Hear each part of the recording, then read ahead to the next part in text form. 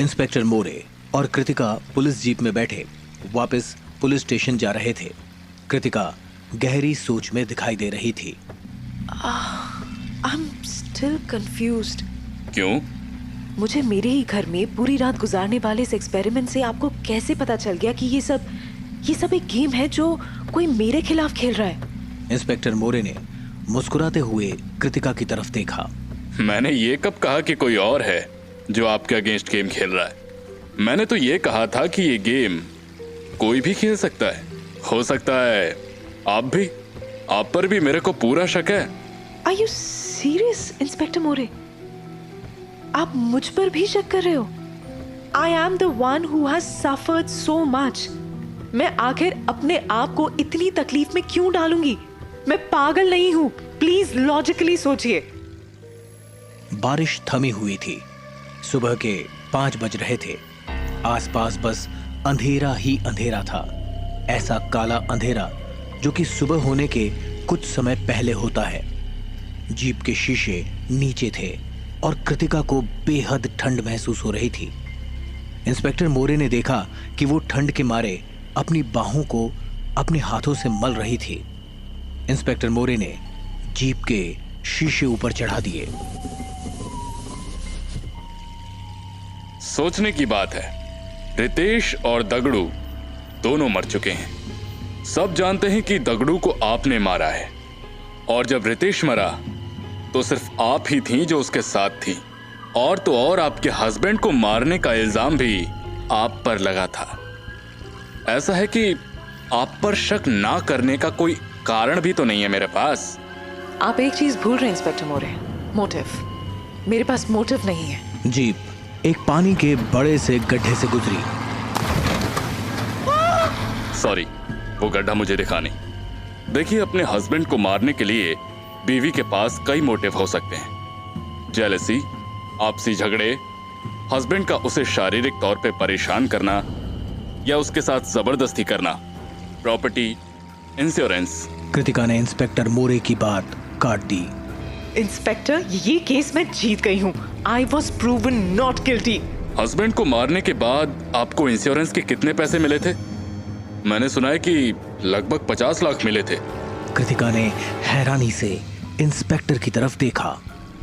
ओह God, मुझे लग रहा है कि आपने डिसाइड ही कर लिया है कि मैंने ही अपने हस्बैंड को मारा था।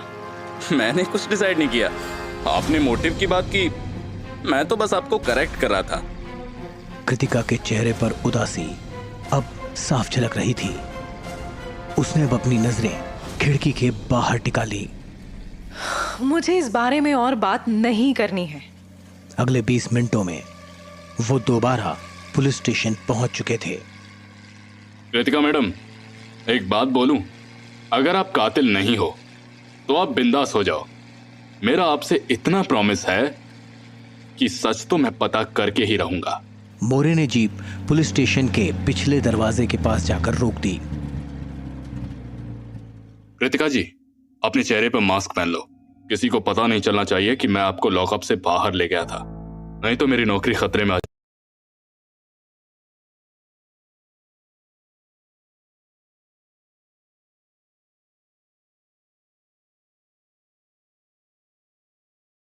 जाएगी। कृतिका ने मास्क पहना और इंस्पेक्टर मोरे के पीछे पीछे चलती हुई चौकी के अंदर चली गई। चौकी में इस वक्त सिर्फ कांस्टेबल नंदिनी आप्टे मौजूद थी। बाकी सारे पुलिस वाले कैंटीन में नाश्ता कर रहे थे। हवलदार नंदिनी ने मुस्कुराते हुए लॉकअप खोला और कृतिका चुपचाप उसके अंदर चली गई। कृतिका जी, आप घबराओ मत, अपने इंस्पेक्टर मोरे आपको बचा ही लेंगे। वो बहुत स्मार्ट और हैंडसम है। सॉरी, मेरा मतलब स्मार्ट और अच्छे हैं। हाँ, अभी आप रेस्ट करो। शाम के 8 बज रहे थे। इंस्पेक्टर मोरे अपनी शिफ्ट खत्म होने के बाद सीधा भिवरी गांव पहुंच गए। हवलदार नंदिनी भी उनके साथ थी। इंस्पेक्टर मोरे ने गांव में बने घरों के पास आकर अपनी मोटरसाइकिल रोक दी। अंधेरा काफी हो चुका था और इस वक्त बारिश रुकी हुई थी। मोरे ने देखा कि वहां पर करीबन 50 घर एक दूसरे के आसपास ही बने हुए थे। कुछ घरों के बाहर बत्तियां जल रही थीं, क्योंकि घर के दरवाजों पर लालटेनें टंगी हुई थीं। हवलदार नंदिनी इंस्पेक्टर मोरे के पास आकर खड़ी हो गई। साहेब, लगता है सब सो गए हैं। अभी यहाँ कोई इन्वेस्टिगेशन नहीं होगी। मैं क्या बोलती है? नंदिनी ने धीरे से मोरे का हाथ पकड़ लिया। अच्छी लोकेशन है, सब सुनसान है। मैं क्या बोलती है? मोरे ने धीरे से अपना हाथ नंदिनी के हाथों से छुड़ाया। नंदिनी, प्लीज खुद को कंट्रोल करो। मैं तुम्हारी फीलिंग्स की रेस्पेक्ट करता हूँ, लेकिन मत भूलो मैं शादीशुदा हूँ। शादीशुदा तो मैं भी है, हाँ, लेकिन वो मेरा हस्बैंड, मालूम है ना आपको, टोटल बेवड़ा है वो, कोई काम का ही नहीं है। और दूसरी साइड आप, क्या पर्सनालिटी है आपकी, क्या दिमाग है आपका, और क्या स्माइल है आपकी। आई गो, आपको देखते ही मैं तवे पे रखे हुए मस्के की तरह पिघल जाती है। मोरे को नंदिनी की ऐसी बातों से चिढ़ थी, लेकिन वो ये भी जानता था कि खुद की तारीफ सुनना भी उसे अच्छा लगता था। अरे नंदिनी, छोड़ो ये सारी बातें, अभी प्लीज काम पे ध्यान दो। वो हवलदार गोखले कहाँ रह गया? उसको बोला था 8 बजे यहाँ मिलने को। तभी हवलदार गोखले एक साइकिल पर वहां पहुंचा। मोरे साहब, सॉरी, यहाँ आने में मुझे लेट हो गया सर। वो क्या है कि आधा रास्ता मेरे को ये नाव चला के आना पड़ता है, और फिर ये साइकिल, रास्ता भी खराब है। ये सब चक्कर में ना सर मैं लेट हो जाता है। क्या नाव? तू नाव चलाता है? अरे साहब, चौकी के बाहर पानी इतना जमा रहता है। पहले ना मैं स्विमिंग ही करके आता था, लेकिन एक बार वो क्या हुआ कि एक बार वो मछली मेरे पैंट में। मोरे ने गोखले की बात काट दी। हाँ, बस बस बस बस कर। अब मुझे वो दगड़ू के घर ले चल। और सुनो, उसके घर वालों को बताया तो नहीं है ना कि हम लोग आने वाले हैं? नहीं साहब, ये लोग से मैं बहुत घबराता है यार। ये लोग से मैं क्यों बात करेगा। आओ, वो तीसरा घर दगड़ू का है। हाँ? गोखले ने दरवाजा खटखटाया। दरवाजा एक बूढ़ी औरत ने खोला। काय पाहिजे? इंस्पेक्टर साहब वाले आए, इनको कुछ बात करने का है। अब सब उस छोटे से घर के अंदर बैठे थे। मोरे ने देखा कि घर की जमीन पर टाइल्स की जगह गाय का गोबर लगाया था, जिसकी हल्की हल्की स्मेल घर में हर तरफ फैली हुई थी। मोरे ने बड़े एलईडी टीवी पर नजर मारी। टीवी अच्छा है। कब लिया? दगड़ू का पिता हंसने लग गया।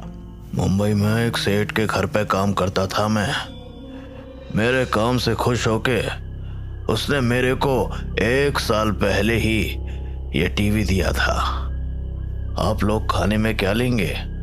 मैं तो कुछ नहीं लेगा, वो अभी मैं थोड़ा घास खा के आया हूँ।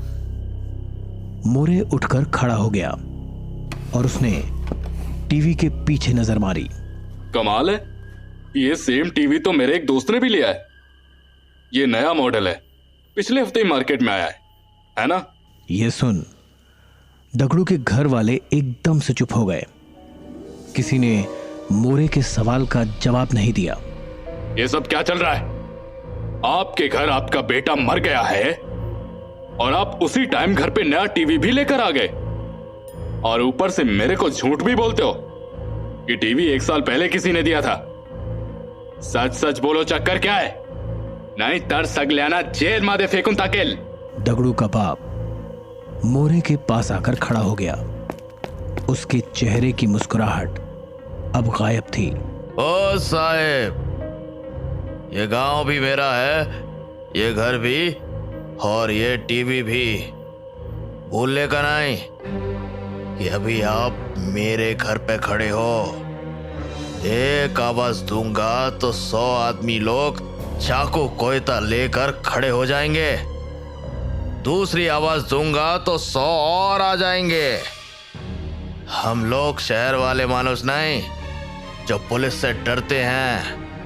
हम लोग सालों से ये जमीन के निवासी हैं। पुलिस हमसे घबराती है, और हाँ, ये केस से जितना दूर रहेगा उतना तेरे लिए अच्छा है इंस्पेक्टर। ए, मेरे को भी कोई शहर का पुलिस वाला मत समझ।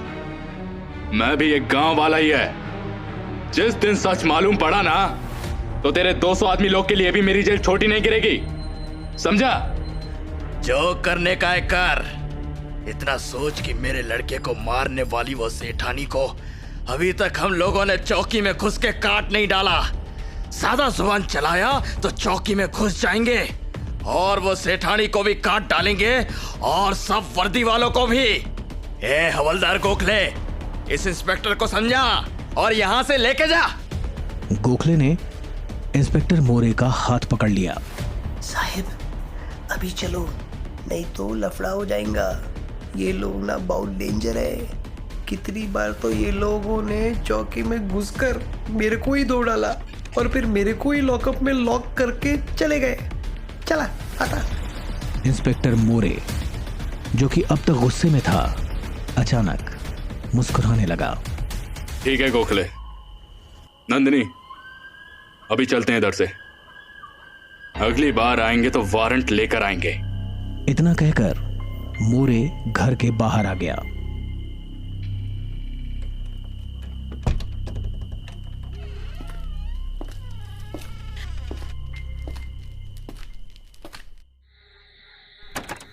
मोटरसाइकिल पर बैठते ही नंदिनी ने मोरे के कंधे पर हाथ रखा। आपने अरेस्ट वारंट तो बोल दिया, लेकिन अरेस्ट वारंट का कारण क्या बताएंगे? नया टीवी लेने के लिए अरेस्ट वारंट थोड़ी ना बना सकते हैं। मोरे ने मोटरसाइकिल ऑन की। नहीं, झूठ बोलने के लिए। क्या झूठ? इनका बेटा दगड़ू मरा नहीं, जिंदा है। अगले दिन सुबह 7 बजे पुलिस स्टेशन में चहल पहल मची हुई थी। पास ही में रहने वाली किसी औरत के घर रात में चोरी हुई थी। नंदिनी पुलिस रिपोर्ट लिख रही थी और इंस्पेक्टर मोरे भी पास ही में खड़ा था। लॉकअप में खड़ी कृतिका मोरे को गौर से ऑब्जर्व कर रही थी। मोरे मुस्कुराते हुए बड़े शांत तरीके से उस औरत की बातें सुन रहा था। अचानक मोरे की नजरें कृतिका से मिली।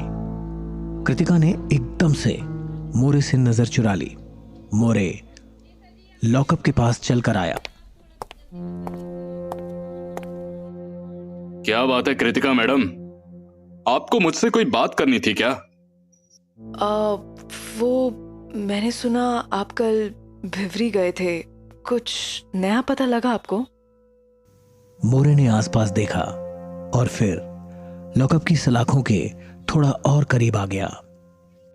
अगर आप बेकसूर हो तो मान लो, कोर्ट की अगली डेट में आप लॉकअप के बाहर होंगी, प्रॉमिस। मोरे को लगा था कि ये सुन कृतिका के चेहरे पर खुशी झलकेगी, लेकिन वो अब भी काफी परेशान दिखाई दे रही थी। और अगर मैं बेकसूर नहीं हुई तो फिर क्या, मुझे फांसी हो जाएगी? मोरे एकटक कृतिका को देखते रहा और फिर वो मुस्कुराता हुआ दोबारा अपने डेस्क पर चला गया। हताश सी दिखाई दे रही कृतिका सलाखों पर सर रखकर खड़ी हो गई। रात के 9 बजे इंस्पेक्टर मोरे दोबारा से भिवरी गांव में पहुंचा। उसने अपनी बाइक गांव के घरों से काफी दूर पार्क कर दी थी। वो नहीं चाहता था कि किसी को उसके वहां होने के बारे में पता चले। सिविल ड्रेस पहने हुए मोरे घरों के पिछले हिस्से की तरफ बढ़ा। तभी तेज बारिश होने लग गई। वो अपना छाता बाइक पर ही छोड़ आया था।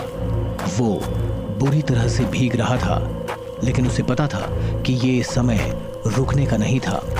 फिर कीचड़ में चलते हुए मोरे अचानक फिसलकर गिर गया। मोरे के पूरे कपड़े कीचड़ से लथपथ हो चुके थे। उसके चेहरे पर भी कीचड़ लग चुका था। मोरे जैसे तैसे दोबारा अपने पैरों पर खड़ा हुआ। धीरे धीरे चलता हुआ वो शुरू से तीसरे घर के पीछे पहुंच गया, जो कि दगड़ू का घर था। मोरे के ठीक सामने अब एक खिड़की थी। उसे पता था कि वो खिड़की घर के बाथरूम की थी। बाथरूम की लाइट बंद थी, यानी फिलहाल बाथरूम में कोई नहीं था। मोरे ने बाथरूम की खिड़की को हल्के से धक्का मारा और खिड़की जरा सी खुल गई। मोरे जानता था कि अब उसे सिर्फ इंतजार करना था, लेकिन लगातार हो रही बारिश और तेज ठंडी हवाओं ने उसका वहां रुकना नामुमकिन कर दिया था। ठंड के मारे उसका शरीर अब कांपने लग गया था। फिर करीबन 5 मिनट बाद बाथरूम की लाइट ऑन हुई। बाथरूम में एक जवान लड़की आई। मोरे जानता था कि वो दगड़ू की बहन थी। वो एकदम से पलट गया और उसने खिड़की की तरफ अपनी पीठ कर ली, लेकिन जैसे ही वो मुड़ा, उसने पाया कि उसके सामने 2 आदमी खड़े उसे घूर रहे थे। एक दगड़ू का बाप और दूसरा खुद दगड़ू। बाथरूम की खुली खिड़की से आती रोशनी उन दोनों के चेहरे पर पड़ रही थी। दोनों की आंखें गुस्से से लाल थी। दगड़ू, मैं जानता था कि तू जिंदा है। साले हरामी, हमारे घर के बाथरूम में झांकता है, हमारी लड़कियों को नहाते हुए देखता है। इससे पहले कि मोरे जवाब दे पाता, उसने देखा कि उन दोनों के पीछे करीबन 50 और लोग हाथ में चाकू और कोयते लेकर खड़े थे। मोरे ने अपनी पिस्टल बाहर निकाली। अगर किसी ने एक कदम भी आगे रखा तो मैं गोली चला देगा। ए, चलो चलो पीछे हटो। लेकिन तगड़ू ने एक ही झटके में मोरे के हाथों से उसकी पिस्टल छीन ली और उस पर तान दी। जमाइला, मेरे बाप ने बोला था कि ये केस में मत उलझ, लेकिन तूने नहीं सुना। अभी तो तुझे मरना ही पड़ेगा, साला कुतरिया।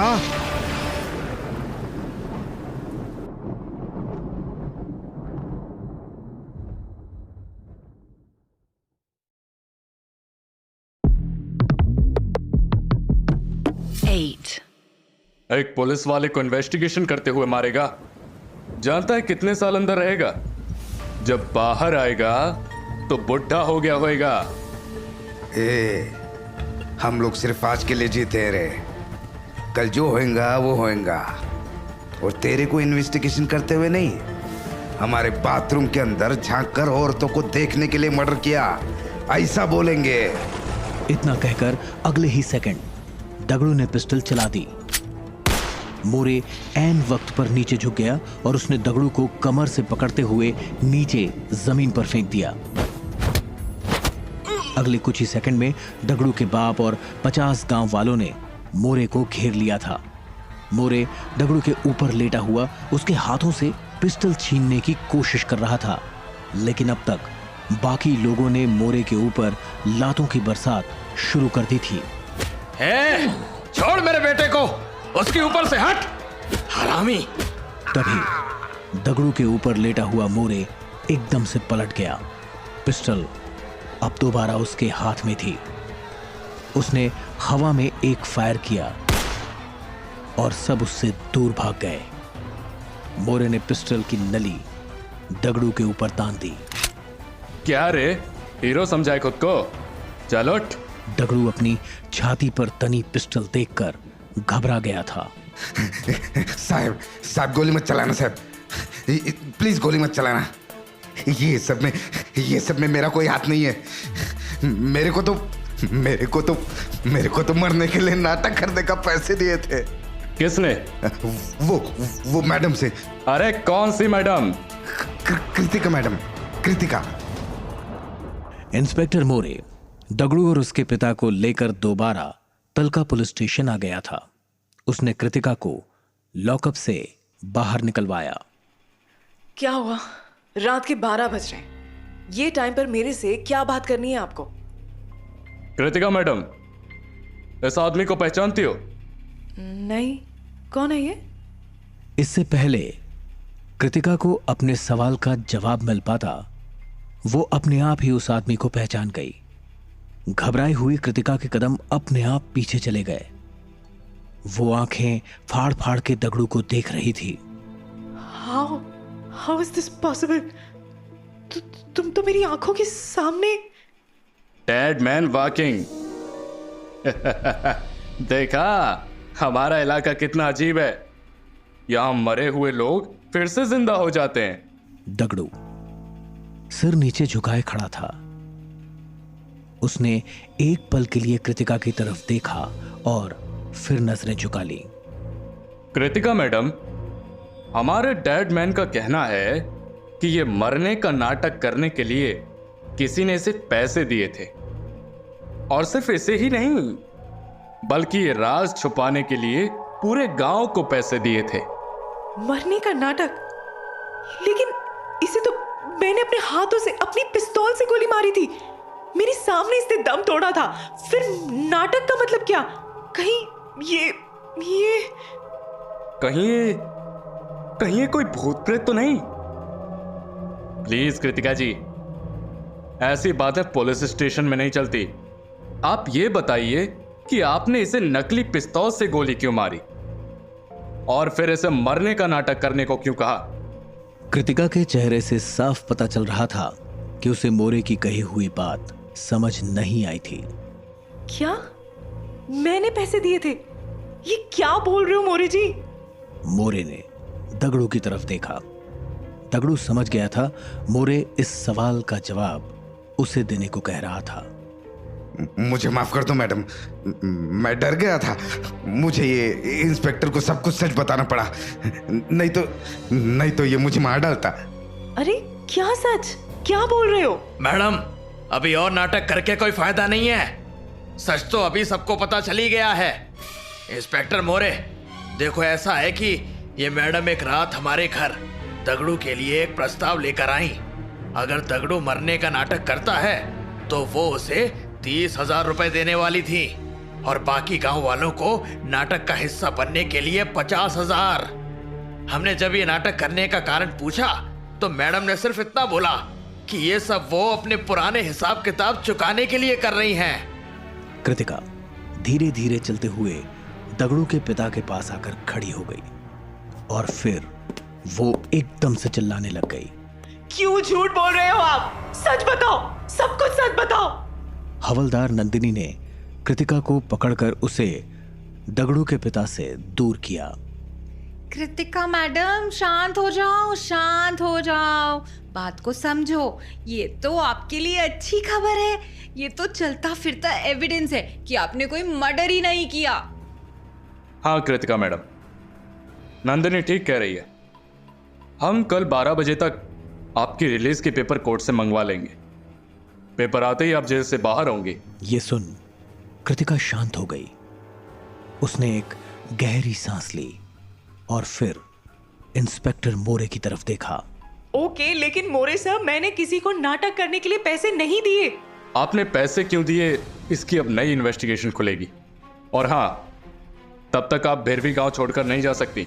क्या मुझे दोबारा अपने घर जाके रहना होगा?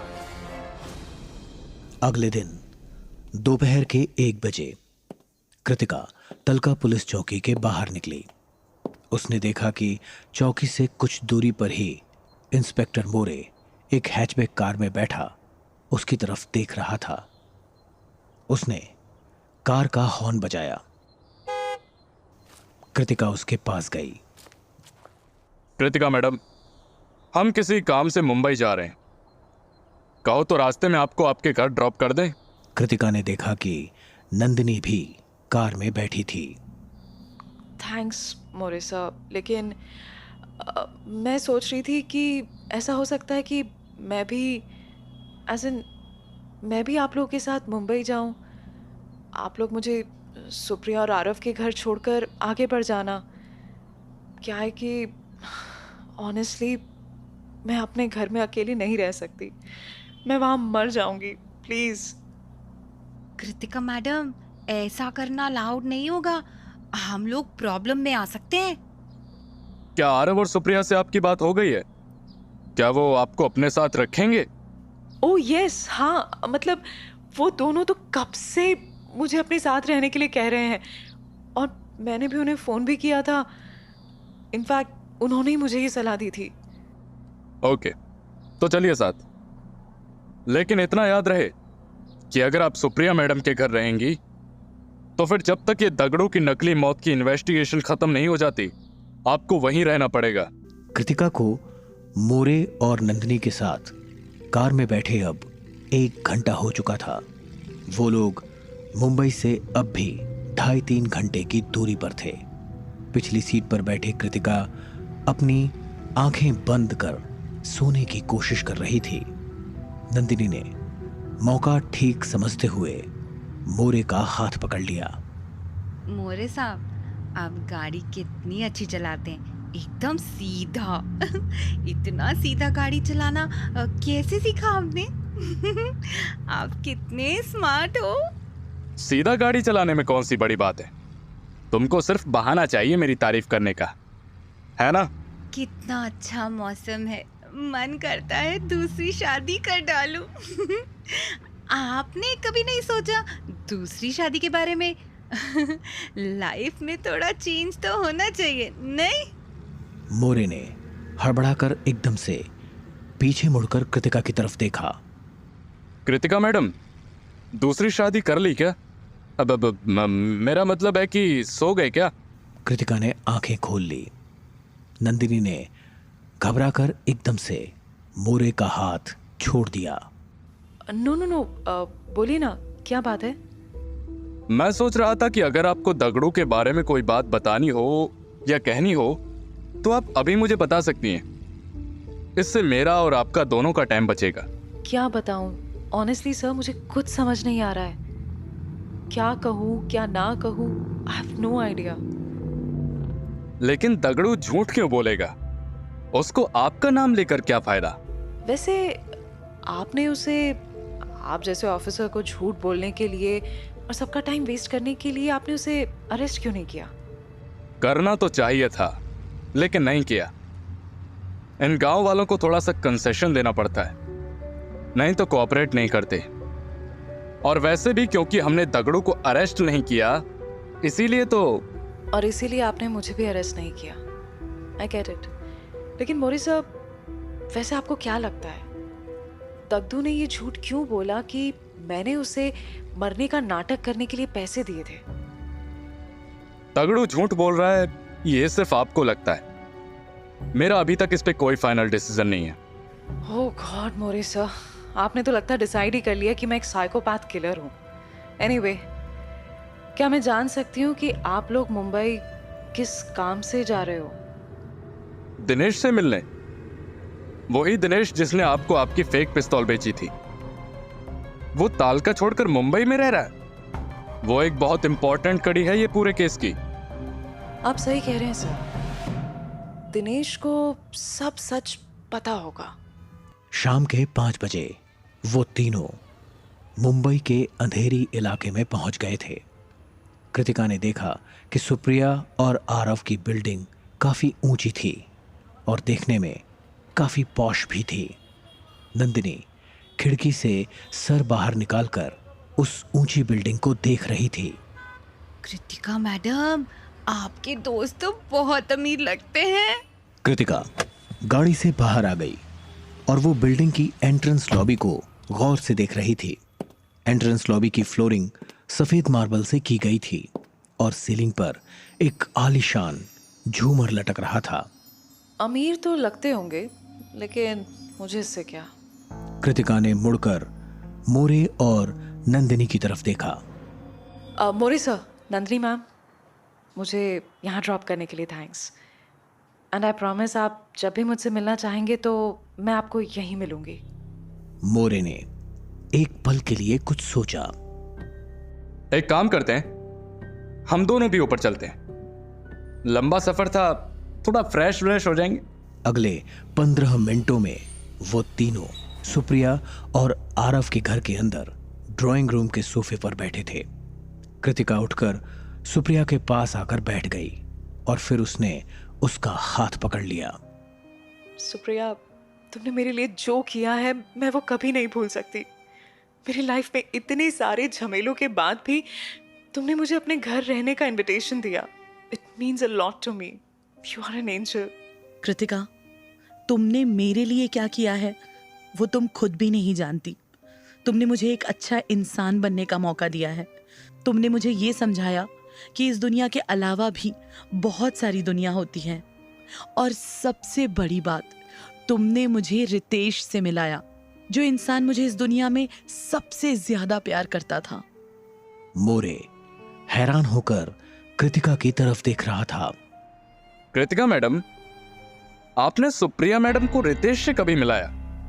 मोरे साहब, सुप्रिया दूसरे डायमेंशन के रितेश के बारे में बात कर रही है। वैसे सुप्रिया, मोरे सर के कहने पर मैंने एक रात अपने घर में फिर से बिताई थी, लेकिन इस बार मुझे कोई ऐसा सुपरनैचुरल एक्सपीरियंस नहीं हुआ था। I don't understand. हो सकता है कि मेरे रितेश के घर पर रहने से, उससे बातें करने से रितेश की सोल को शांति मिल गई हो, जिसकी वजह से ये सब बंद हो गया हो। सुप्रिया जी, आपके हस्बैंड आरव कहीं दिखाई नहीं दे रहे? वो अंदर हैं। एक्चुअली भिवरी से आने के बाद उसकी तबीयत कुछ ठीक नहीं रहती है। इतने में आरव अपने बेडरूम से बाहर हॉल में आ गया। उसके बाल बिखरे हुए थे और चेहरे पर दाढ़ी बढ़ी हुई थी। उसे देख कृतिका एकदम से उठकर खड़ी हो गई। आरव, ये क्या हाल बना रखा है? What's wrong? आरव एकटक कृतिका की तरफ देख रहा था। वो रितेश। क्या रितेश? पूरी बात बताओ आरव। कृतिका, रितेश यहाँ है, हमारे घर में। क्या? हाँ, वो शायद भीवरी में हमारी कार में हमारे साथ ही बैठ गया था और फिर यहाँ आ गया। मिलोगे उससे? आ जाओ, वो हमारे बेडरूम में ही है। यह सुनकर सब हैरानी से एक दूसरे को देख रहे थे। इंस्पेक्टर मोरे मन ही मन मुस्कुरा रहा था। Very interesting. मोरे सर, ये लोग क्या बातें कर रहे हैं? मेरे को तो डर लग रहा है। सिर्फ तमाशा देखती जाओ, यहाँ डरने जैसा कुछ भी नहीं है। सब एक एक करके आरव के बेडरूम के अंदर आ गए, लेकिन अंदर कोई नहीं था। आरव, यहाँ तो कोई नहीं है। मोरे अब भी अपनी हंसी दबाने की कोशिश कर रहा था। यस, यहाँ तो कोई नहीं है। ओह, वो बाथरूम में होगा। मैंने उसे बताया था ना कि कृतिका आने वाली है, तो वो थोड़ा फ्रेशन अप होने गया होगा। मोरे अब भी अपनी हंसी दबाने की कोशिश कर रहा था, लेकिन तभी उसे बाथरूम के अंदर किसी के होने की आवाज आई। ये बाथरूम में कोई है? कौन है अंदर? अरे इंस्पेक्टर सर, क्या आप मेरी बात नहीं सुन रहे हो? अंदर रितेश ही तो है, वो शायद नहा रहा है। एक मिनट, मैं पूछता हूँ। आरव चलकर बाथरूम के पास गया और फिर उसने दरवाजा खटखटाया। रितेश, बाहर आओ, सब लोग तुम्हारा इंतजार कर रहे हैं। कृतिका ने सुप्रिया की तरफ देखा। सुप्रिया की आंखें नम थीं। कृतिका की सांसें फूल रही थीं। वहीं मोरे के दिल की धड़कन भी तेज हो चुकी थी। उसने अपना एक हाथ अपनी जेब में रखे पिस्टल पर रख दिया। आरव अब भी दरवाजा खटखटा रहा था। रितेश ब्रो, सुन रहा है कि नहीं? जल्दी बाहर आ यार, सब वेट कर रहे हैं यहाँ। लेकिन अंदर से दोबारा कोई आवाज नहीं आई। मोरे ने एक राहत की सांस ली। हाँ, चलो अब ये सब नाटक बंद करो और सब लोग हॉल में जमा हो जाओ। मुझे आप सबसे कुछ सवाल जवाब करने हैं। Come on fast. लेकिन तभी बाथरूम में फिर से किसी के कदमों की आवाज आई। ये सुन मोरे, कृतिका और नंदिनी तीनों हक्के बक्के रह गए। मोरे ने नंदिनी और कृतिका को अपने पीछे किया और पिस्टल दरवाजे पर तान दी। सर, आप क्या कर रहे हैं? डोंट शूट प्लीज, वो अच्छा आदमी है। More sir, just shoot him. Shoot him. वो इंसान नहीं, राक्षस है। Just shoot him when he comes out. इतने में बाथरूम का दरवाजा धीरे से खुला।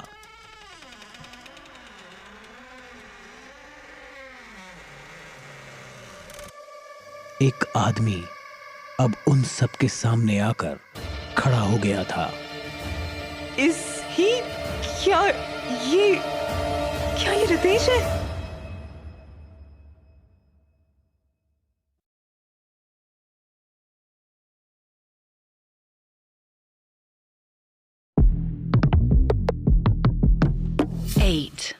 मुंबई में सुप्रिया और आरव के घर के बेडरूम में मौजूद कृतिका, इंस्पेक्टर मोरे और हवलदार नंदिनी अपने सामने खड़े उस आदमी को बड़े गौर से देख रहे थे जिसे आरव रितेश बुला रहा था।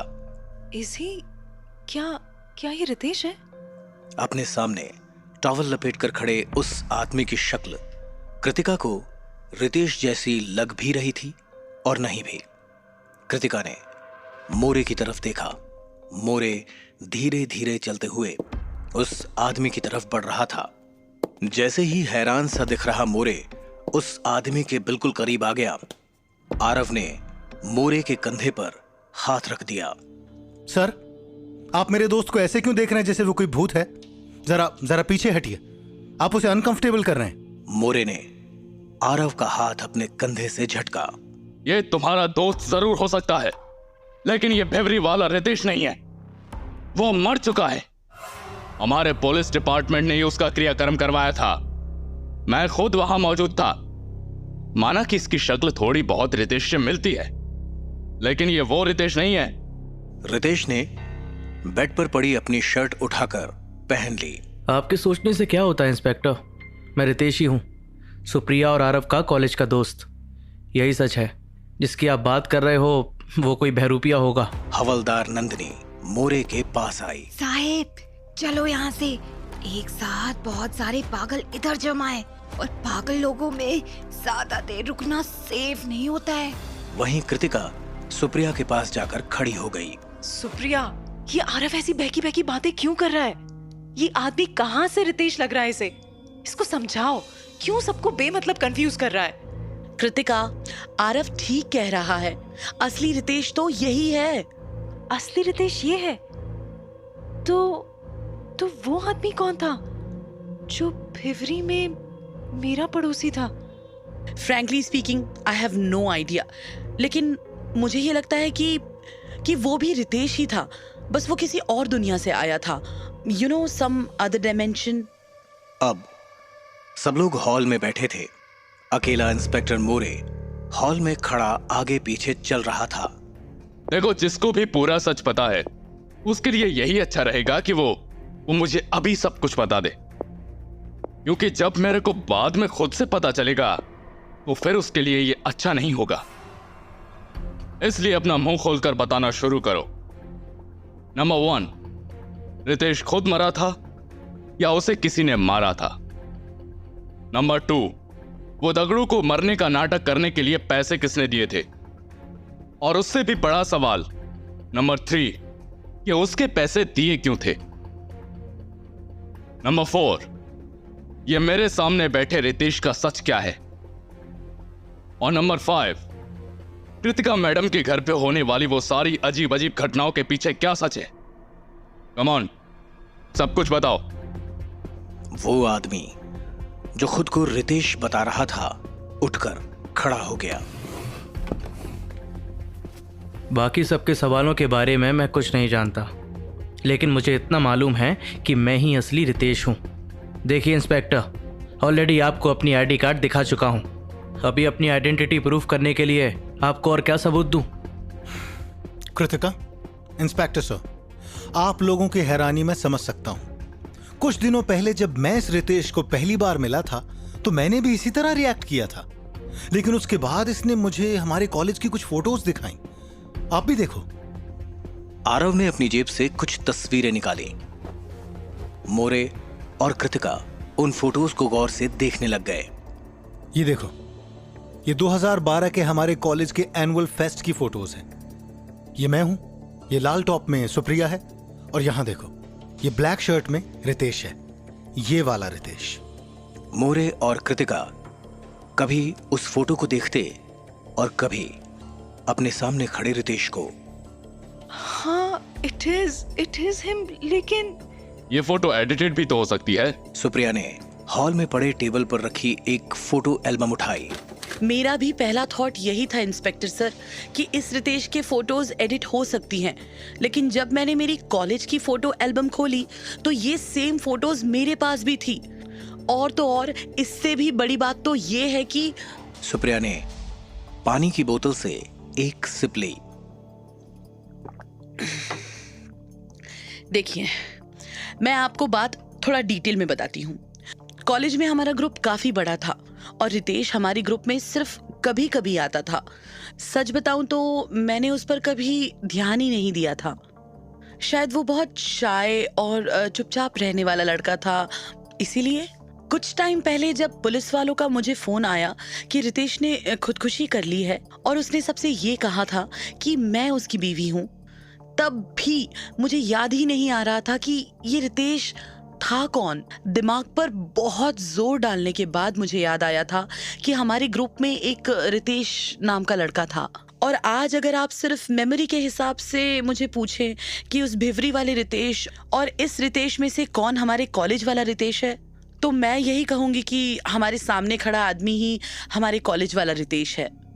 मोरे ने 1 मिनट के लिए कुछ सोचा और उसके बाद सीधा उसने आरव की तरफ देखा। चलो मान लेते हैं कि यही असली रितेश है और वो भिवरी वाला रितेश एक बहरूपिया था, लेकिन मुझे यही लगता है कि ये पूरा षड्यंत्र रचने वाला इंसान इसी कमरे में मौजूद है। What the fuck? सर, ये किस तरह की बकवास बातें कर रहे हैं आप? दगड़ू ने कृतिका का नाम लिया। अब सोचने वाली बात है कि आखिर कृतिका क्यों दगड़ू को पैसे देकर उस पर नकली गोली चलाकर खुद जेल जाना चाहेगी। मुझे लगता है कि कृतिका इस सब के पीछे नहीं है, तो बचे तुम तीनों। मोरे ने देखा कि आरव और रितेश उसे गुस्से से घूर रहे हैं। फिर एकदम से आरव ने रितेश को देखते हुए कुछ इशारा किया। नंदिनी ने ये देख लिया और वो मोरे के थोड़ा करीब आई। सर, मेरी बात क्यों नहीं मान रहे हो? अपने को अभी यहाँ से निकलना चाहिए। ये पागल लोग हैं, कुछ भी कर सकते हैं। इधर सेफ नहीं है। वैसे भी वो दिनेश को मिलने का टाइम हो रहा है। चलो प्लीज। ठीक है नंदिनी, अभी दिनेश को मिलना ज्यादा इम्पोर्टेंट है। चलो चलते हैं। मोरे ने कृतिका की तरफ देखा। हम अभी यहाँ से जा रहे हैं, लेकिन पूछताछ के लिए कल फिर से आएंगे। उम्मीद है कि आप सब कल मुझे इसी घर में मिलेंगे। कृतिका ने मोरे की तरफ देखा। मोरे को उसकी आंखों में बेचैनी सी दिखाई दी। मैं भी आप लोगों के साथ चलूंगी, मुझे यहाँ अकेले नहीं रहना, प्लीज। लेकिन मोरे सर, कृतिका मैडम सही बोल रही हैं, उनको भी हमारे साथ आना चाहिए। मोरे ने गहरी सांस ली और फिर सर हिलाते हुए नंदिनी की बात मान ली। अगले 15 मिनटों में कृतिका दोबारा मोरे और नंदिनी के साथ उनकी कार में थी। नंदिनी ने पानी की एक घूंट भरी। साहेब, अच्छा हुआ अपन वहाँ से निकल आए। मेरा तो दम ही घुट रहा था वहाँ पे। ऐसा लग रहा था किसी पागल खाने में आ गए हैं साहब। आज रात को खंबे का इंतजाम कर दो प्लीज। दिमाग गोल गोल घूम रहा है मेरा तो। पिछली सीट में बैठी कृतिका अपना सर पकड़कर नीचे देख रही थी। आई होप दिनेश को मिलकर कुछ क्लैरिटी मिले। वैसे वो रहता किधर है? बस यहाँ से 8-10 किलोमीटर दूर यारी रोड में किसी दोस्त के साथ रह रहा है। Am I in a nightmare? कहीं ऐसा तो नहीं मैं एक बुरा सपना देख रही हूँ? अगर ये सब आपका सपना है तो इस सवाल का जवाब भी आपको ही पता होगा, क्योंकि इस हिसाब से हम लोग तो आपके दिमाग की पैदाइश हुए। हमको सच और झूठ के बारे में क्या पता। इंस्पेक्टर सर, आपको मजाक सूझ रहा है? हाँ, यहाँ मेरा दिमाग खराब हो रहा है और आपको जोक्स मारने का मूड हो रहा है। कृतिका मैडम, थोड़ा रिस्पेक्ट से बात करने का हिसाब से। क्या ये अचानक गुस्सा में क्यों आ गए आप? ओ लेडी कांस्टेबल, तू तो अपना मुंह बंद रख, कुछ काम की है नहीं। बस पूरा दिन अपने बॉस पर लाइन मारती रहती है। तू तो मुझे तमीज मत सिखा। नंदिनी ने हैरानी से मोरे की तरफ देखा।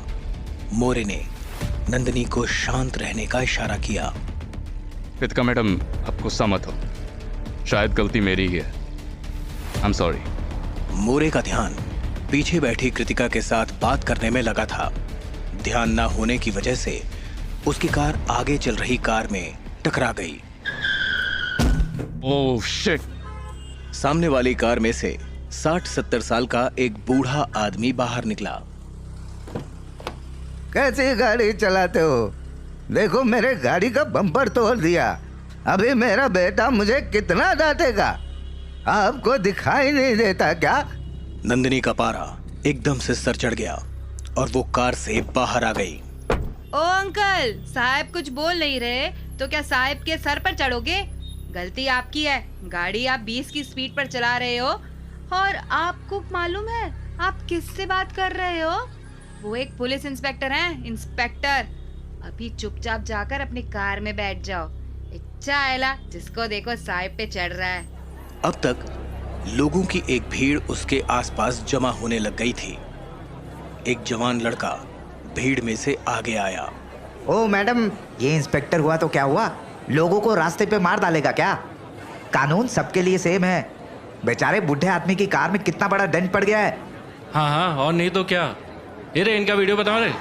भीड़ धीरे धीरे बढ़ती जा रही थी और कार के पास लोग ही लोग दिखाई दे रहे थे। ए, सब लोग पीछे हट जाओ, पीछे पीछे।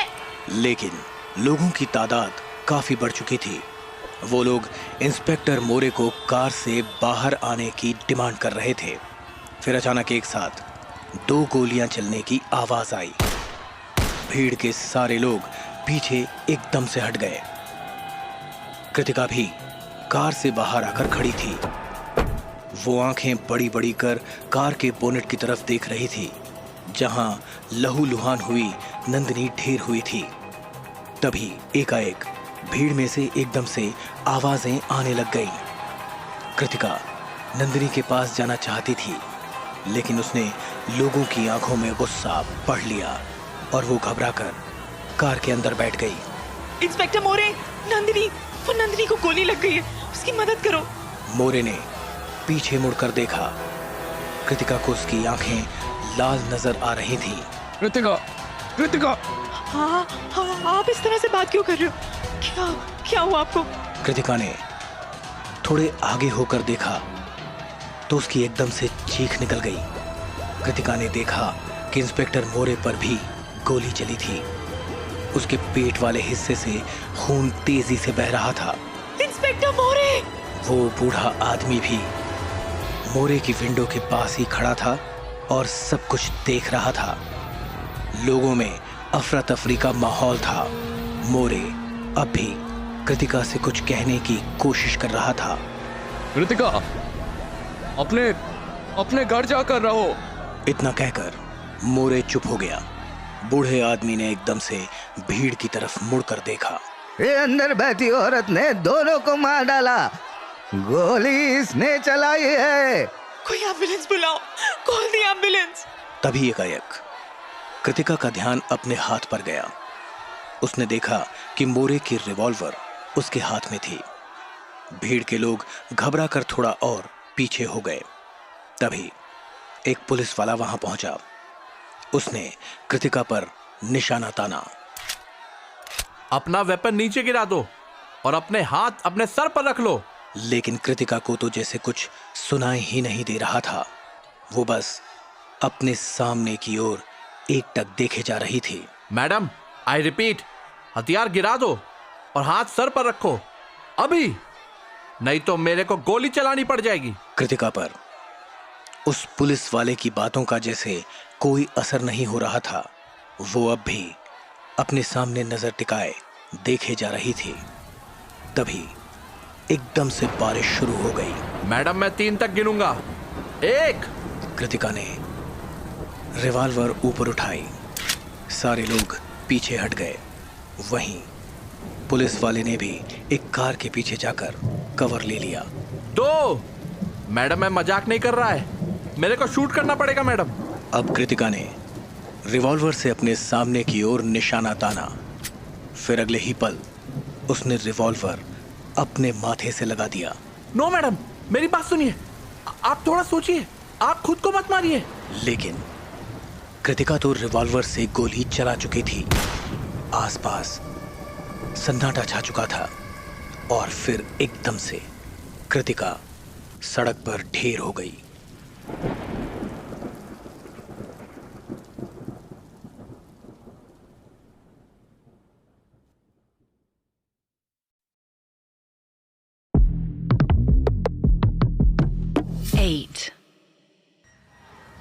मुंबई के यारी रोड इलाके में अफरा तफरी का माहौल अभी भी बना हुआ था। शाम के 7:30 बज रहे थे और बारिश पूरे जोर शोर से हो रही थी। कृतिका औंधे मुंह सड़क पर ही ढेर हो चुकी थी। एक एम्बुलेंस वहां पहुंची जिसमें से एक डॉक्टर बाहर आया। उसने कार के बोनट पर पड़ी नंदिनी की नब्ज चेक की। उसके साथ उसका एक असिस्टेंट था। शी इज नो मोर, ये मर चुकी है। फिर उस डॉक्टर ने कार के अंदर ढेर हुए इंस्पेक्टर मोरे की नब्ज चेक की। ये भी मर चुका है। लेकिन तभी उसी वक्त मोरे ने अपनी आंखें खोल ली। अनि, ये इंस्पेक्टर जिंदा है, इसे एम्बुलेंस में डालकर हॉस्पिटल ले जाना होगा। वहीं दूसरी तरफ वो कांस्टेबल जिसने कुछ देर पहले कृतिका पर निशाना लगाया था, कृतिका के पास आया। ये सब मीडिया वाले दूर से रिकॉर्डिंग कर रहे थे। सीन के पास जाने की उन्हें परमिशन नहीं थी। उस कांस्टेबल ने देखा कि कृतिका को गोली नहीं लगी थी। वो जानता था कि आखिरी सेकंड में कृतिका ने फायर हवा में कर दी थी। बुलेट तो उसे लगी ही नहीं थी, लेकिन वो घबराहट के मारे ही बेहोश हो गई थी। कांस्टेबल ने कृतिका को होश में लाने की नाकाम कोशिश की। ओ डॉक्टर साहब, इनको भी एम्बुलेंस में डाल दो। कृतिका को जब होश आया तो वो यारी रोड के हॉली क्रॉस हॉस्पिटल के बेड पर लेटी हुई थी। एक नर्स उसके पास खड़ी थी। कृतिका को होश में देखते ही उसने बाहर खड़े पुलिस वाले को आवाज दी। सर, कातिल होश में आ गई है। एक इंस्पेक्टर कमरे के अंदर आया।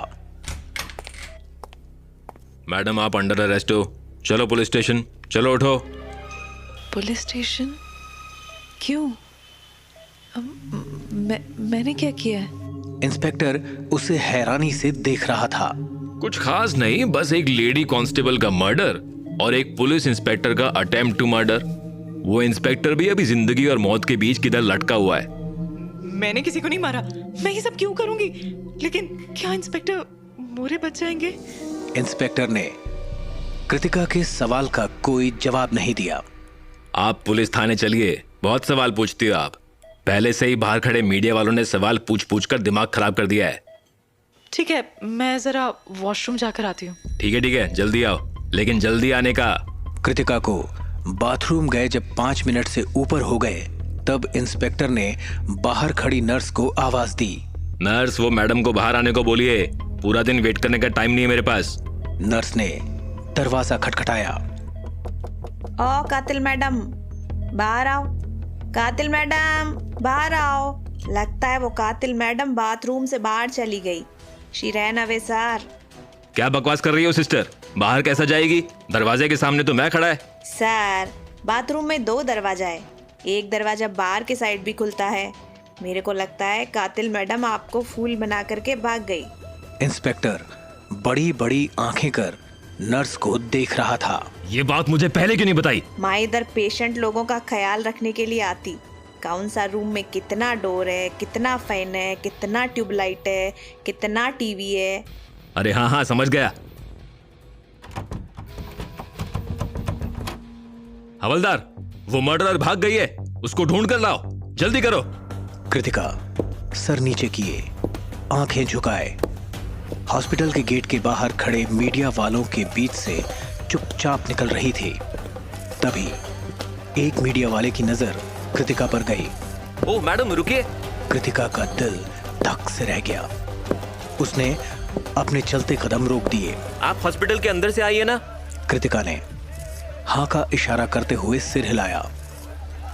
वो अब भी किसी से नजर नहीं मिला रही थी।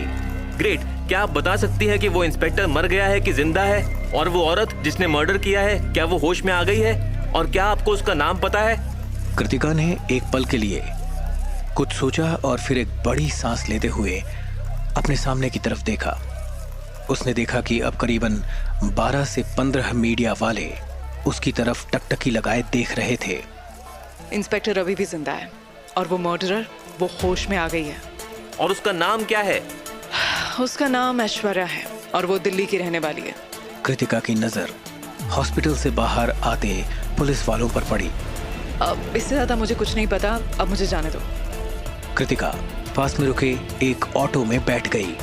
भैया पास के रेलवे स्टेशन ले चलिए जल्दी।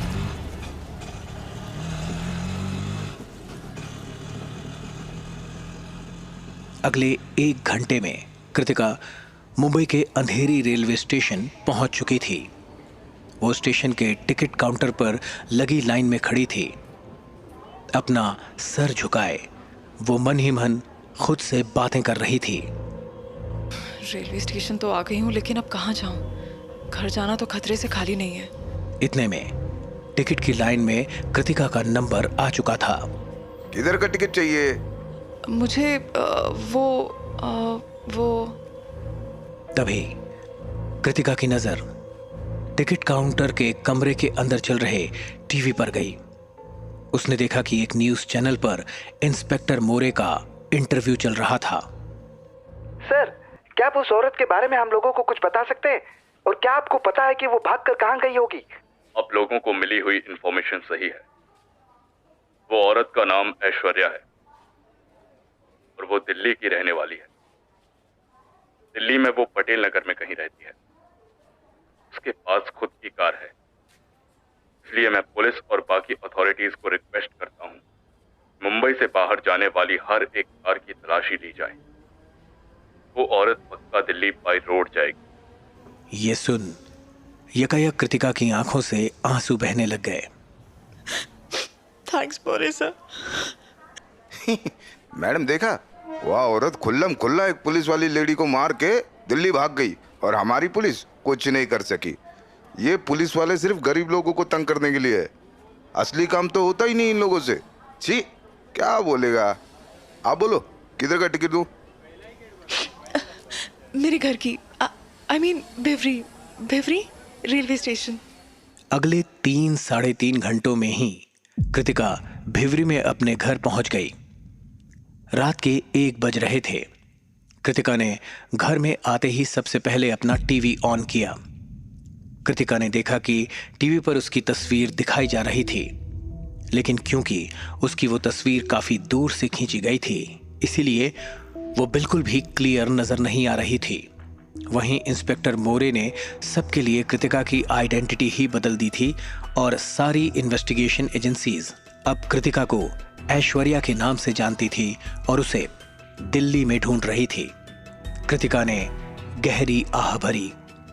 Thank you more sir, thank you, you are an angel. इसके बाद कृतिका ने अपने पूरे घर को एक बार चेक किया। जब उसे पूरी तरह से यकीन हो गया कि उसके घर में उसके अलावा और कोई नहीं था, तब वो अपने बेडरूम में सोने के लिए आई। लेकिन उसे अपने ही बिस्तर में सोने में घबराहट महसूस हो रही थी। फिर तभी उसे इंस्पेक्टर मोरे के कहे वो शब्द याद आ गए।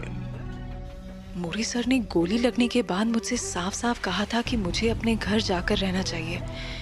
इसका मतलब उनके हिसाब से मेरा घर ही मेरे लिए सबसे सेफ जगह है। तभी कृतिका को अपने अंदर एकदम से कॉन्फिडेंस का एहसास हुआ। उसने अपने कमरे में आसपास गुस्से से देखा। ये मेरा घर है और आज के बाद मैं अपने घर में रहने से कभी नहीं डरूंगी। जिसे जो करना है कर ले। किसी का बाप मुझे अपने घर से नहीं निकाल सकता। कृतिका की नजर बिस्तर के पास पड़ी उसकी एंग्जाइटी की टैबलेट्स पर गई। उसने एकदम से उस टैबलेट्स की बोतल को उठाया और खिड़की से बाहर फेंक दिया। उसके बाद उसने कमरे की लाइट्स बंद करके एसी ऑन कर दिया और फिर अपना कंबल ओढ़कर बिस्तर पर लेट गई। उसने अपने बिस्तर को प्यार से सहलाया। I missed you so much.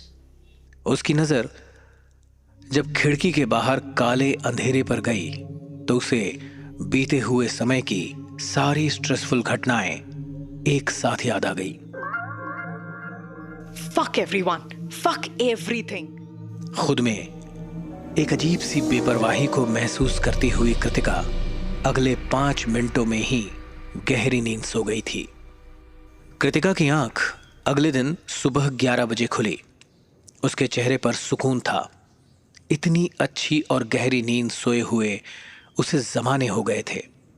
उसने एक अंगड़ाई ली और अपने सुकून के इस एहसास को कुछ और पल जीने की कोशिश की। और कुछ समय के बाद वो अपने किचन में गई। उसने देखा कि उसके फ्रिज में सिवाय अंडे और ब्रेड्स के और कुछ भी नहीं था। When life gives you lemons, I mean eggs. उसने 2 अंडों का ऑमलेट साथ में कॉफी मशीन में ब्लैक कॉफी बना ली। तभी उसने घर के बाहर कुछ आवाज सुनी। वो तेजी से ड्राइंग रूम में गई और उसने खिड़की के बाहर देखा। उसे अपने बंगले के गेट के बाहर एक साइकिल दिखाई दी। उसने तुरंत सीसीटीवी फुटेज ऑन की। What the fuck? ये हवलदार गोखले यहाँ क्या कर रहा है? और ये दीवार लांघकर अंदर क्यों आ रहा है? कृतिका ने देखा कि अब गोखले गेट के अंदर आ चुका था। कृतिका खिड़की के पर्दे के पीछे जाकर छुप गई और वहीं से बाहर देखने लग गई। उसने देखा कि गोखले ने अपनी जेब से एक चाबी निकाली और घर का मेन डोर खोल लिया। कृतिका भागकर सोफे के पीछे जाकर छिप गई। उसने देखा कि पहले तो हवलदार गोखले ने पूरे घर का एक मुआयना किया और उसके बाद वो दोबारा हॉल में आ गया। फिर गोखले ने एक कॉल लगाई। कृतिका मैडम घर पे नहीं है। ठीक है, अब मैं एक काम करता है, मैं घर के बाहर चुप कर वेट करता है। मैं एक काम करेगा, मैं मेरे साइकिल के पीछे छुप जाएगा। देखो सर, गाली नको दो, ठीक है? ठीक है, मैं कोई झाड़ के ऊपर चढ़ के घर पे नजर रखेगा। लेकिन देखो साहब, मेरे को मेरा पैसा जो है ना वो मिल जाना मांगता है। मैं ये नौकरी करके बहुत पक गया है साहब। गोखले ने फोन काटा। जैसे ही उसने दरवाजा खोलने के लिए हाथ आगे बढ़ाया, कृतिका ने उसकी गर्दन पर चाकू रख दिया। ईड़ा बन के पेड़ा खाता है साले। यानी ये सारे ड्रामे के पीछे तू था, और वो तू ही था जो मेरे घर में घुसकर अजीब अजीब हरकतें करके मुझे डराता था। चल सब सच सच बता। हवलदार गोखले अब कृतिका के घर के ड्राइंग रूम में सोफे पर बैठा था। उसके ठीक सामने एक कुर्सी पर कृतिका बैठी थी। दोपहर के 12:30 बज रहे थे। बाहर तेज धूप निकली हुई थी। हाथ में चाकू लिए कृतिका ने हवलदार गोखले को पहली बार गौर से देखा। उसकी हाइट 5 फीट 5 इंच की थी और वो उम्र में 48-50 के आसपास का था। उसके घुंघराले बाल सर के ऊपर वाले हिस्से में झड़ने लग गए थे। उसकी मूछें घनी थीं और नाक के पास एक छोटा सा मस्सा था। उसकी आंखों से पता चल रहा था कि उसका दिमाग लगभग खाली ही है। गोखले सब सच बता, वरना चाकू सीधा छाती में घुसा दूंगी। तू जानता है मैं सिर्फ धमकी नहीं देती। मैडम, मेरे को मालूम है आप बहुत शक्तिशाली हो। मुझे मारना मत। मुझे पैसों का बहुत जरूरत है, इसके लिए मैं उन लोगों के साथ मिल गया। मुझे कैसे भी करके ये नौकरी छोड़नी है कृतिका मैडम। इधर मैं इतना अकेला रहता है ना कि एक बार तो मुझे लगा कि मैं मर गया, और 2-3 महीना मैं ऐसे ही चौकी में बैठा रहा कोने में, ये सोच के कि मैं मर गया। लेकिन एक दिन मेरे दांत में दुखना लग गया। तभी मैंने सोचा कि अगर मैं मर गया तो मेरे दांत में दुखेगा कैसा? इसका मतलब मैं मरा ही नहीं। गोखले की बातें सुनकर कृतिका का मन हुआ कि वो एक ही झटके में गोखले की गर्दन उस चाकू से काट दे, लेकिन उसने सब्र रखने का फैसला किया। तुम किन लोगों के लिए काम कर रहे हो वो बताओ अभी। गोखले ने छाती पर हाथ रख लिया। मेरे को लगता है मेरे को हार्ट अटैक होने वाला है। मुझे जल्दी से अमेरिका के कोई अच्छे हॉस्पिटल में लेकर चलो रे बाबा। कृतिका गोखले के पास आई और उसने चाकू ठीक गोखले की गर्दन पर रख दिया। हार्ट अटैक से तो तू बाद में मरेगा, पहले तेरी गर्दन उड़ा देती हूँ। चल बिना कोई नाटक करे उन लोगों का नाम बता। बताता हूँ, लेकिन सब सच नहीं बताएगा, थोड़ा झूठ बोलना पड़ेगा, नहीं तो वो लोग मुझे मार डालेंगे। कृतिका ने चाकू की धार से गोखले की गर्दन पर हल्का सा कट कर दिया। मैं रितेश सर के लिए काम करता है। कृतिका ने गोखले के चेहरे पर जोर से थप्पड़ जड़ दिया। बस बहुत हो गया, अगला वर्ड तेरे मुंह से सिर्फ सच निकलना चाहिए, नहीं तो। रितेश सर के लिए काम करता है मैं, यही सच है मैडम। वो जिंदा है, वो कभी मरा ही नहीं। कृतिका ने चाकू अपने सर के ऊपर उठा लिया। गोखले को अपनी मौत कृतिका की आंखों में साफ दिखाई दे रही थी। यही सच है मैडम, रितेश मरा ही नहीं था, इसमें मैं क्या करेगा, बोलो ना। बकवास मत कर, मैंने रितेश को अपनी आंखों के सामने अपना गला काटते हुए देखा है। इसी गांव में उसका क्रियाक्रम भी हुआ है, पोस्टमार्टम की रिपोर्ट्स आई हैं, उसका डेथ सर्टिफिकेट बना है। लेकिन गोखले की आंखों में कृतिका को सच झलकता हुआ दिखाई दे रहा था। गोखले ने अपनी गर्दन पर लगे खून को साफ किया।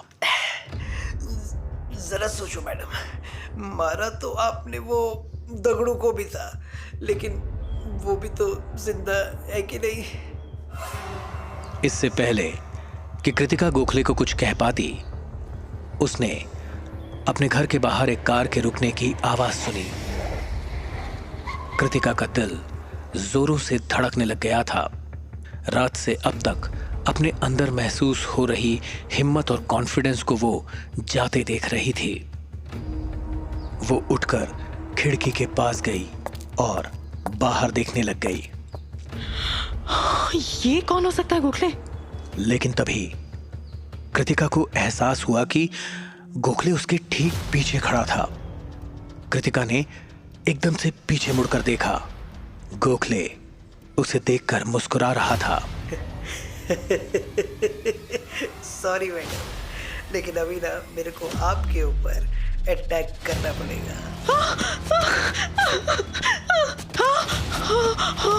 चिल्लाते हुए कृतिका ने गोखले पर चाकू से हमला कर दिया, लेकिन उससे पहले ही गोखले ने हाथ में पकड़ा हुआ वास कृतिका के सर पर मार दिया। वो वहीं जमीन पर ढेर हो गई। अगले ही पल घर की बेल बजी। गोखले ने मुस्कुराते हुए दरवाजा खोला। आइए, रास्ता साफ है।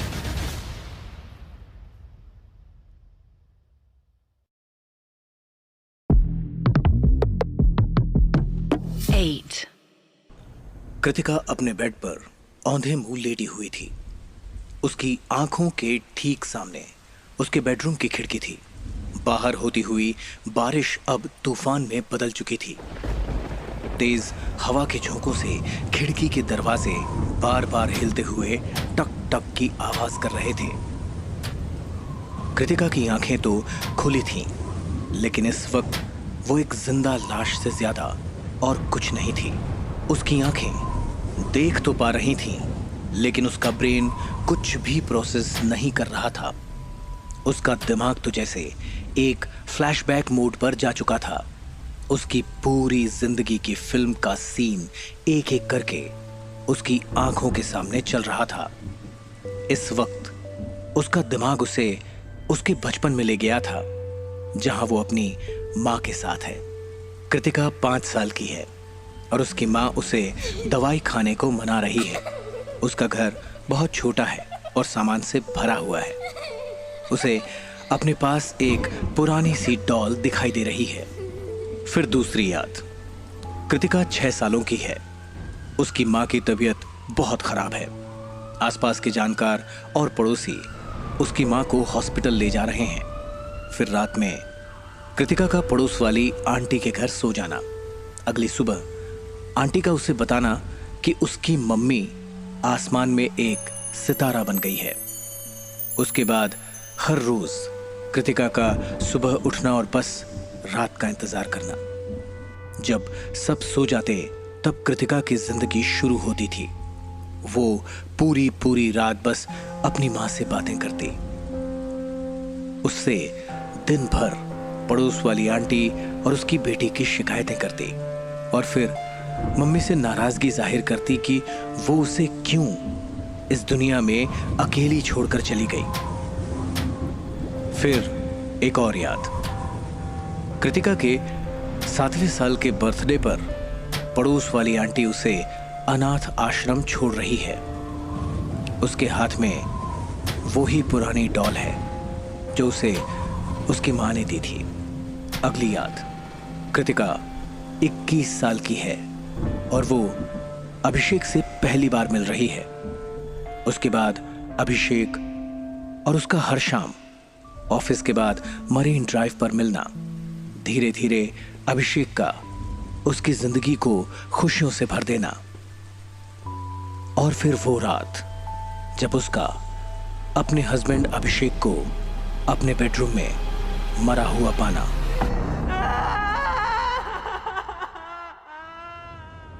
भिवरी वाले घर में अपने बिस्तर पर लेटी हुई कृतिका ने अचानक जोर से सांस ली और वो होश में आ गई। फिर उसने उठकर बैठने की कोशिश की, लेकिन उसने देखा कि उसके हाथ और पांव दोनों उसके बेड के साथ बंधे हुए थे। कृतिका को एकदम से याद आया कि उसने हवलदार गोखले को अपने घर में घुसते हुए देखा था और फिर उसने उसके सर पर एक वार कर उसे बेहोश किया।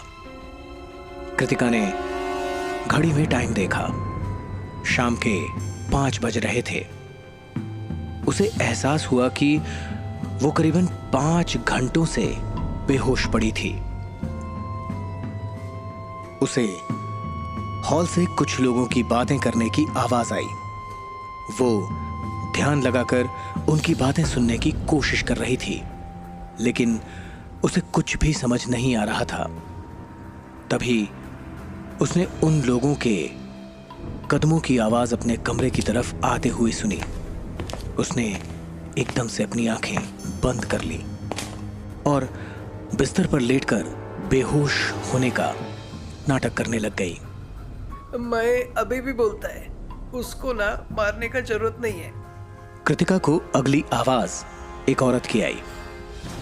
कृतिका समझ गई थी कि वो आवाज किसी और की नहीं बल्कि सुप्रिया की थी।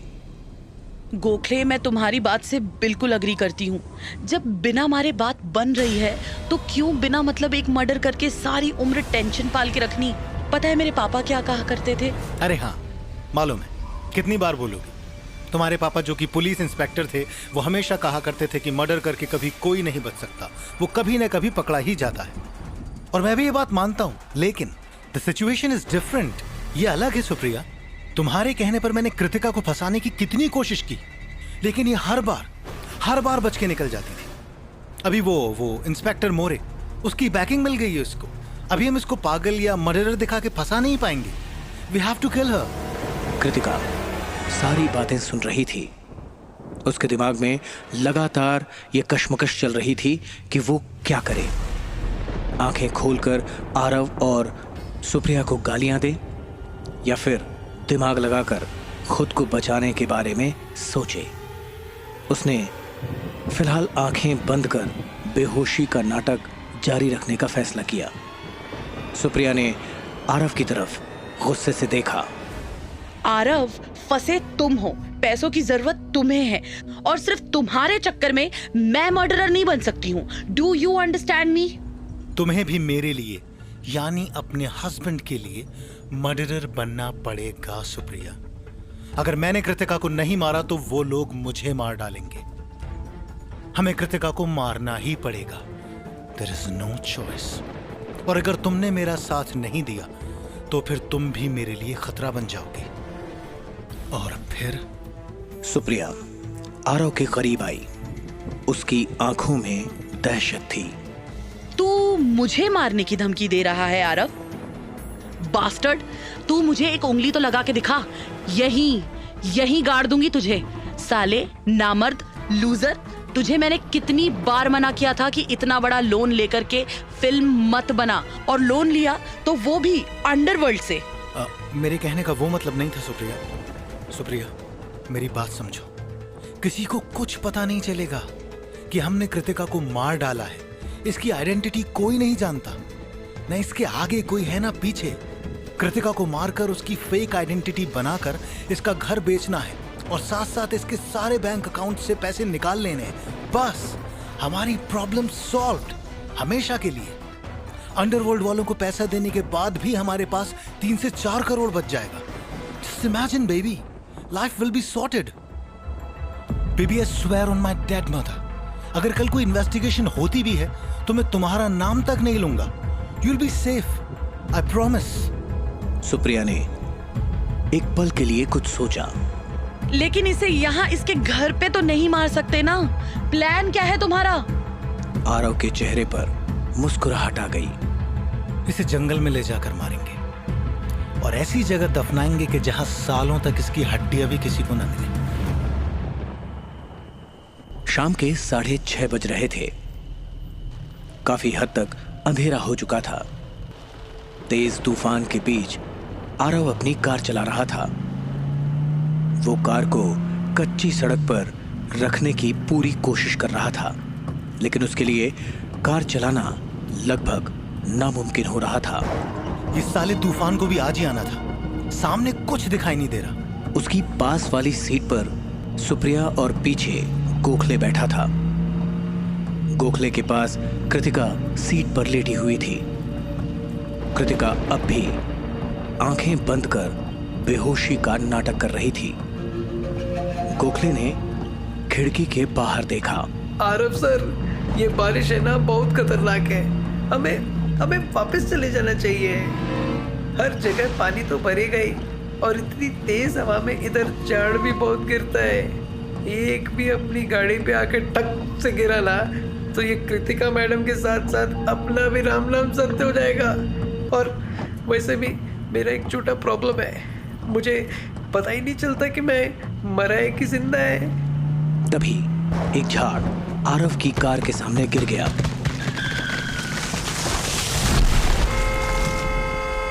और आगे जाने का रास्ता बंद हो गया। आरव ने जोर से स्टीयरिंग व्हील पर मुक्का मारा। डैम! गोखले, साले अपनी काली जुबान बंद रख, समझा? देख, झाड़ गिर भी गया। अभी आगे कैसे जाएंगे? सुप्रिया ने एक नजर कृतिका पर मारी। ओके, नाउ आई थिंक कि यूनिवर्स भी हमसे कुछ कहने की कोशिश कर रहा है कि कृतिका को हमें नहीं मारना चाहिए। आरव, मेरी बात मानो। मुंबई पुलिस वालों को फोन करके बता देते हैं कि हवलदार नंदिनी की खूनी हमारे पास है। वो कृतिका को जेल में डाल देंगे और फिर तुम बेचते रहना प्रॉपर्टी। ओह गॉड, तुम्हें कितनी बार बताऊं? इंस्पेक्टर मोरे ये जानता है कि उस पर और नंदिनी पर गोली कृतिका ने नहीं चलाई थी, वो मैंने चलाई थी उस बूढ़े आदमी के गेटअप में। तो इस वक्त हमारे पास सिर्फ एक ही ऑप्शन है, वो है कृतिका को मारना। तो अभी सिर्फ उस पर फोकस करो। एक काम करते हैं, पहले ना हम कृतिका मैडम को होश में लाकर आते हैं, उसके बाद इसको ना मेरे साथ एक कमरे में 1 घंटे के लिए बंद कर देंगे। मैं इससे बात करेगा ना तो ये अपने आप मर जाएगी। मेरी आई बोलती है कि कोई भी मेरे साथ लंबे समय तक बात करेगा ना तो उसका दिमाग का नस तो पट ही जाएगा और वो वैसे ही मर जाएगा। मस्त आइडिया है ना? अपने पे कोई मर्डर का आरोप भी नहीं लगेगा। आरव ने एक प्लेट गोखले के हाथ में दिया। बकवास बंद कर। ये ब्लेड ले और इसकी नस काट दे। इसको इसके घर के लॉन में फेंक देंगे। बाद में रिपोर्ट बना देना कि इसने खुदकुशी की थी। ओके? गोखले कांपते हाथों से ब्लेड कृतिका की कलाई के पास लाया और फिर वो रुक गया। गोखले जस्ट डू इट यार, मर्द बन। गोखले ने ब्लेड से कृतिका की कलाई को छुआ और तभी कृतिका ने अपनी आंखें खोली। गोखले ने अपना हाथ पीछे ले लिया। मैडम, आपका मर्डर करने का है। प्लीज आपकी कलाई काटने में मेरी हेल्प करो ना प्लीज। मुझे पैसों का बहुत सख्त जरूरत है। कृतिका ने गोखले के चेहरे पर जोर से थप्पड़ मार दिया। आरव ने कृतिका का हाथ कसकर पकड़ लिया। कृतिका, तुम्हें होश आ गया? Thank God. ये गोखले तो पागल है, पता नहीं क्या बकवास कर रहा था। हम तो तुम्हें हॉस्पिटल लेकर जा रहे थे। क्यों सुप्रिया? हाँ कृतिका, आरव सच कह रहा है। कृतिका एकटक आरव को देख रही थी। Aarav, Supriya, fuck you both. Kritika ने आरव के हाथ को जोर से काट लिया। अचानक कृतिका ने कार का दरवाजा खोला और बाहर भाग गई। देखते ही देखते वो घनी झाड़ियों में कहीं गायब हो गई। सुप्रिया, गोखले, मेरा मुंह क्या ताड़ रहे हो? हमें उसे किसी भी हालत में पकड़ना होगा, वरना जिंदगी भर तीनों जेल की चक्की पीसेंगे। चक्की पीसना बहुत बोरिंग काम है रे बाबा। क्या मैं साफ सफाई नहीं कर सकता है? मतलब झाड़ू मारना, कटका लगाना, ये सब छोटा छोटा काम। ये क्या है कि ये सब मेरे पैशन है। आरव ने गोखले की तरफ गुस्से से देखा और फिर खुद ही कार से बाहर आ गया। तेज बारिश और जानदार हवाओं का सामना करता हुआ वो भी जंगल के अंदर दौड़ कर गया। सुप्रिया और गोखले भी उसके पीछे पीछे चले गए। करीबन 1 घंटा कृतिका को ढूंढने की नाकाम कोशिश करने के बाद आरव थक कर एक पत्थर पर ही बैठ गया। आरव के साथ गोखले और सुप्रिया भी पूरे भीगे हुए थे। उसे किसी भी हालत में ढूंढना होगा, कैसे भी, वरना मेरी लाइफ, मेरा करियर सब खत्म। Aarav, you have fucked up my life. मैंने क्यों तुमसे शादी की? उनके पास खड़ा गोखले पेड़ से पत्ते तोड़कर खा रहा था। फिर उसने अपने सामने की तरफ देखा। सामने देखो। आरव और सुप्रिया ने देखा कि उनके कुछ ही फासले पर कृतिका खड़ी थी। बारिश में भीगी हुई कृतिका उन तीनों को एक खूनी भेड़िए सी लगी। वहीं कृतिका को अपने पास अपनी मां खड़ी दिखाई दे रही थी। कृतिका, इस दुनिया को अब और जीतने मत दो। तुम्हारी जिंदगी पर सिर्फ तुम्हारा हक है, कोई और इसे नहीं छीन सकता। लड़ो कृतिका, लड़ो।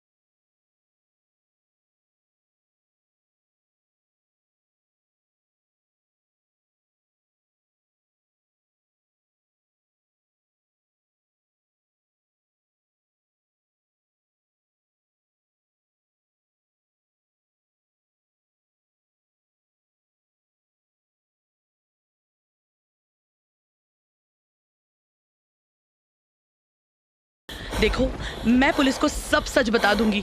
सालों साल जेल में सड़ेगा ये, आई प्रॉमिस। लेकिन इसकी जान मत लो प्लीज कृतिका, प्लीज।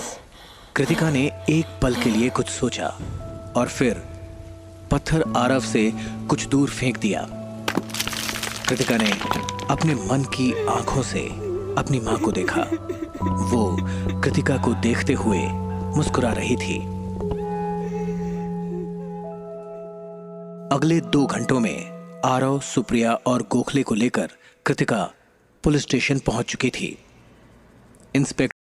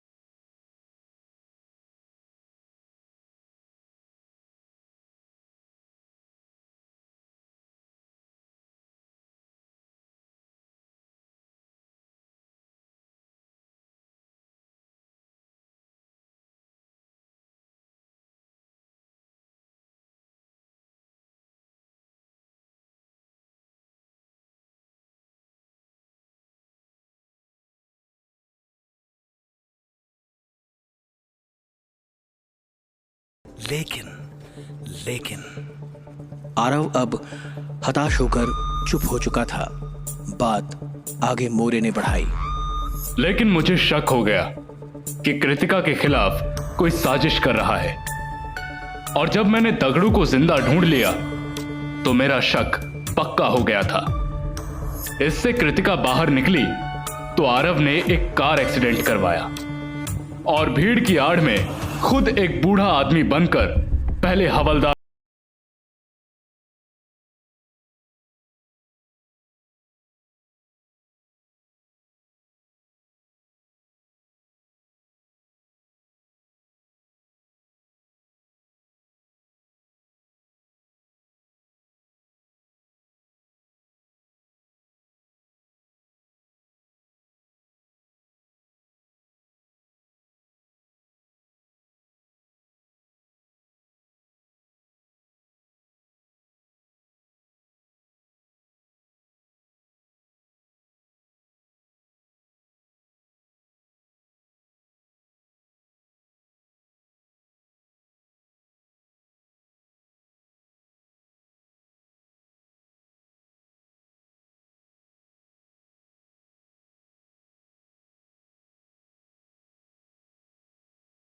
बाद मोरे ने अपनी जेब से पिस्टल निकाली।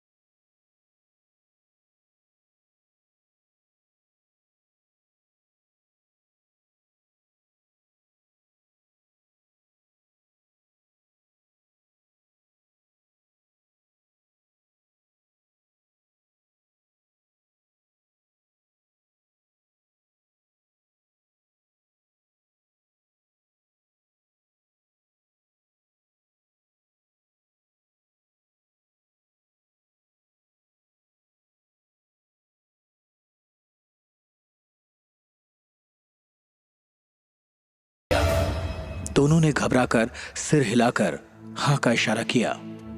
मोरे कृतिका को पुलिस जीप में उसके घर छोड़कर आया।